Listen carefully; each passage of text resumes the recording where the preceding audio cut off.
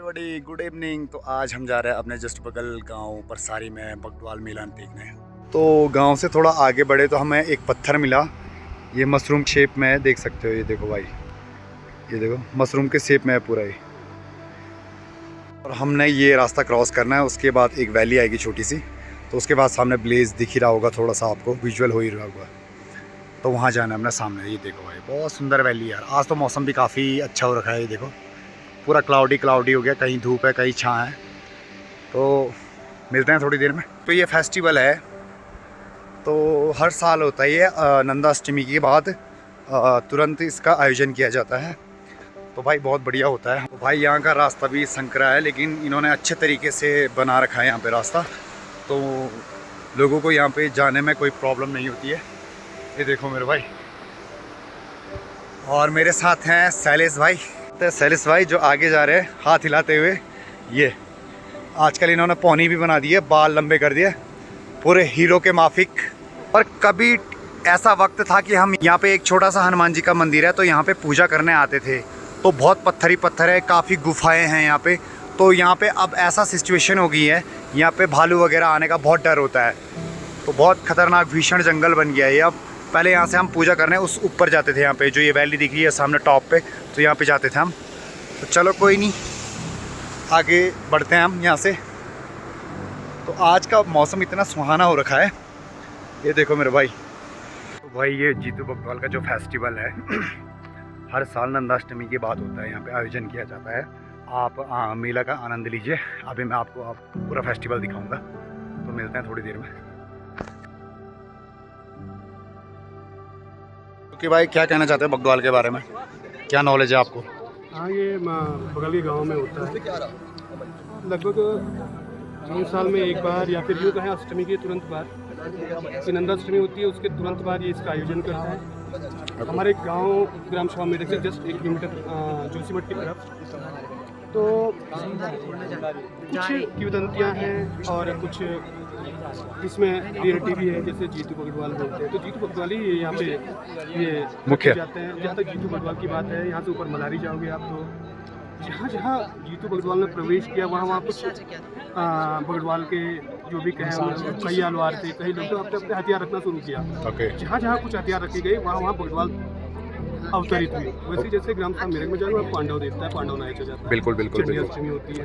तो मैंने जहाँ जिस मतलब बगडवाल के कोई भी कैंडिडेट ने कुछ अपना हथियार रखा होगा वहाँ बगडवाल अवतरित हुई। ओके। तो मैंने सुना कि मलारी में भी यह फेस्टिवल होता है। नहीं, ये फेस्टिवल नहीं, मलारी में तो ये मलारी का सेरा आपने सुना होगा। जी जी जी। तो जहाँ से आछरी बोलते हैं आप, एड़ी आछरी बोलते हैं। तो इसमें अप्सरा, तो मतलब अगर हिंदी में बोला जाए शुद्ध में तो अप्सरा। Okay okay. तो आछरियों ने मलारी का सिरा से ही इनको हरा गया था।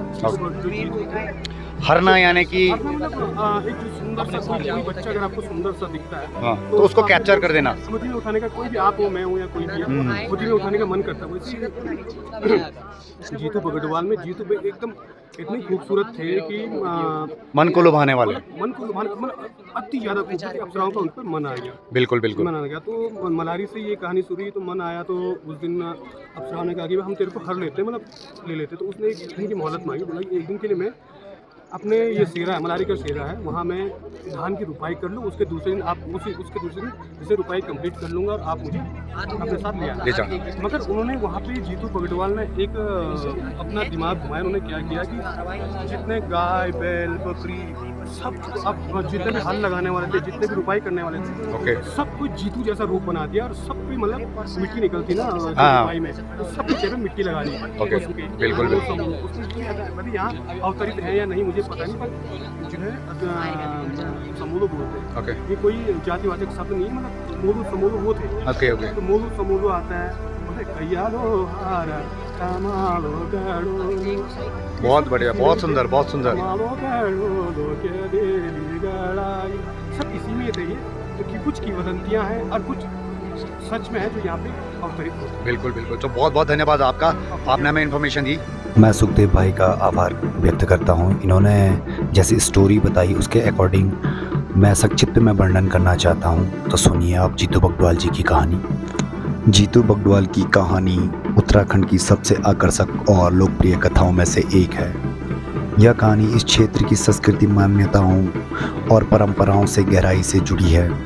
यह सिर्फ एक कहानी नहीं बल्कि उत्तराखंड की विरासत का एक हिस्सा है जो आज भी स्थानीय गीतों, नृत्यों और त्योहारों के माध्यम से जीवित है। जीतू बगडवाल गढ़वाल क्षेत्र के बगोड़ी गांव का एक युवा था जो कि बहुत आकर्षक व्यक्ति था। उसका जीवन अपनी प्रेमिका भरना के प्रति प्रेम और अपने परिवार के प्रति समर्पण से भरा था। जीतू बांसुरी बजाने में अपने असाधारण कौशल के लिए जाना जाता था। उसकी धुनें इतनी मनमोहक थी, वे स्वर्ग तक पहुंच जाती थी, आश्चर्यों को आकर्षित करती थी, जो उसकी कहानियों का एक महत्वपूर्ण हिस्सा है। जीतू की यात्रा में एक नया मोड़ तब आया जब वह अपनी बहन सोबनी के ससुराल रायथल पहुंचा।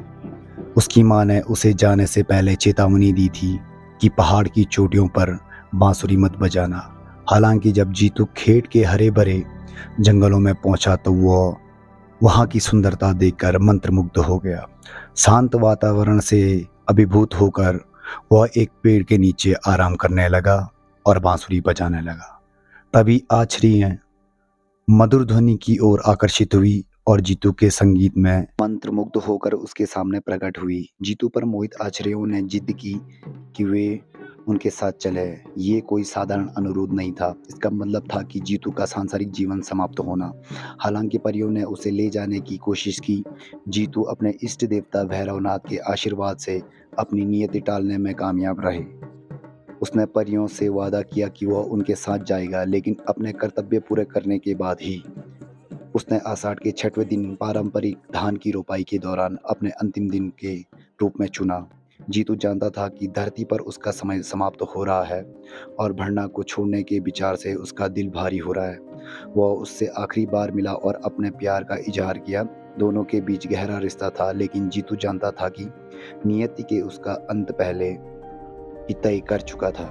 भावुक विदाई के बाद जीतू रोपाई की रस्म की तैयारी के लिए अपने गांव लौट आया।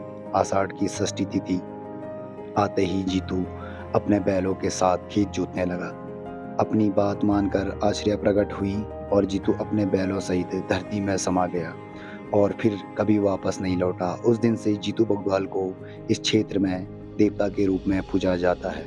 जीतू बगडवाल की कहानी सिर्फ एक प्रेम कहानी नहीं बल्कि उत्तराखंड के प्रकृति आत्माओं और स्थानीय देवी देवताओं के साथ गहरे जुड़ाव का भी प्रतीक है।